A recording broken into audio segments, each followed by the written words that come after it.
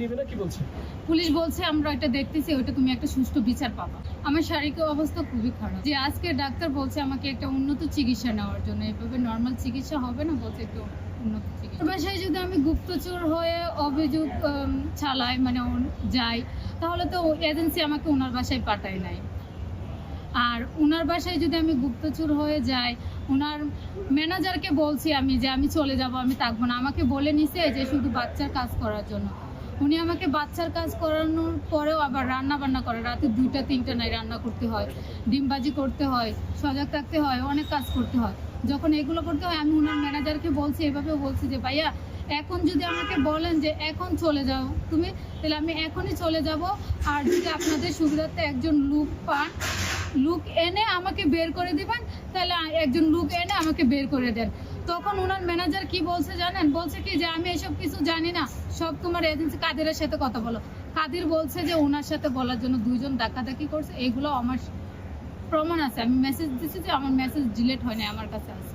আপনারা যদি চান আমি দেখাইতে পারি। আমি যদি ওর বাসায় গিয়ে কান্নাকাটি করি যে হাতে দৌড়া যায় টাকার জন্য, তাহলে তো আমি ওর ম্যানেজারকে মেসেজ দেই নাই যে আমি চলে যাব, আপনারা একটা লুক দেখেন কি, আমাকে এখন বের করে দিলে আমি এখনই চলে যাব।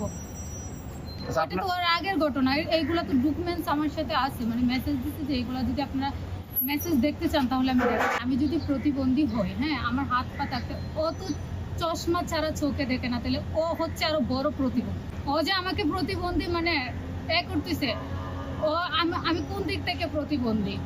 মানে ও যে চশমা ছাড়া কিছু দেখে না, চশমা ছাড়া এখান থেকে ওইখানে দেখে না, ও তো আরো বড় প্রতিবন্ধী। বাসায় যারা কাজ করতো 15 দিন 20 দিন হইলেই ও মাইক দূর টর্চালিন বকা শুরু করে বের করে দিত, টাকাও দেয় না। টাকার জন্য ফোন দিতে দিতে দেয় না টাকা। তার জন্য এমনও মেয়ে আছে যে ঈদের জামা কিনবে বাচ্চাদের জন্য, ফোন দিয়ে ওর ম্যানেজারকে মানে ফোন দিয়ে বলতেছে ভাই আমার বাচ্চার জন্য জামা কিনবো, আমার টাকাটা দেন রিকোয়েস্ট করে। ওনারা ফোনই রিসিভ করে না। মাইদুর করছে বাচ্চার খাবারের ইস্যু নিয়ে আমাকে মাইদুর করছে। কি ঘটেছিল আসলে? ওইটা বাচ্চার একটু দুধ নেওয়া নেওয়া, 2 ঘন্টা বাচ্চাকে 2 ঘন্টা পর পর খাবার দিতে হয়। বাচ্চার 2 ঘন্টা হয় নাই খাবার, তাহলে বাচ্চা কান্না করতেছে।